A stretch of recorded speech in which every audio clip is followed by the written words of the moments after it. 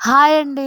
అమ్మమ్మల కాలం నాటి మెత్తళ్ళ కర్రీ ఎంత సింపుల్‌గా, టేస్టీగా, సింపుల్ ఇంగ్రీడియెంట్స్‌తో ఎట్లా చేసుకోవచ్చో చూసేద్దాం రండి ఫ్రెండ్స్. మెత్తళ్ళు డ్రై రోస్ట్ చేసుకొని దాని తలకాయలు, తోకలు తీసేసి నీళ్ళల్లో క్లీన్ చేసుకోవాలి. ఈ మెత్తళ్ళల్లో ఇసుక ఎక్కువ ఉంటుంది. శుభ్రంగా క్లీన్ చేసుకోవాలి ఇసుక పోయే వరకు. ఆయిల్‌లో ఎంత ఫ్రై చేసుకుంటే అంత టేస్ట్. ఈ చేపలు ఆయిల్‌లో గోల్డెన్ బ్రౌన్ వచ్చేలాగా ఫ్రై చేసుకోవాలి. ఉల్లిగడ్డ ముక్కలు, పచ్చిమిరపకాయలు కూడా ఇందుట్లోనే యాడ్ చేసుకొని బ్రౌన్‌గా వచ్చే వరకు వేయించుకోవాలి. ఈ ఎండి చేపలకి టేస్ట్ని ఇచ్చేది ఏంటంటే మనం ఎంత ఓపికగా ఆయిల్లో వేయించుకుంటేనే దీని టేస్ట్. ఉడికేటప్పుడు చేపలు వేయటం అంత టేస్ట్ అనిపించదు. టమాటా ముక్కల బదులు ఇలా పేస్ట్ చేసుకుంటే మంచిగా ఉంటుంది.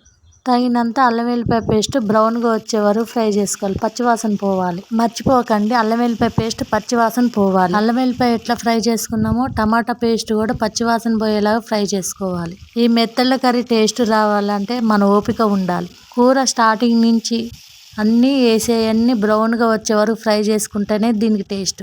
కొత్తిమీర కూడా వేసిన తర్వాత దీంట్లోనే పసుపు, ఉప్పు, కారము, జీలకర్ర, ధనియాల పొడి, గరం మసాలా ఇవన్నీ వేసుకొని సిమ్లో రోస్ట్ చేసుకోవాలి. ఇవన్నీ ఫ్రై అయిన తర్వాత మంచి ఫ్లేవర్ వస్తుంది. అప్పుడు మనం తగినంత వాటర్ వేసుకొని ఒక 10 minutes కుక్ చేసుకోవాలి. టేస్ట్ అయిన మెత్తల curry ready. Please subscribe my channel.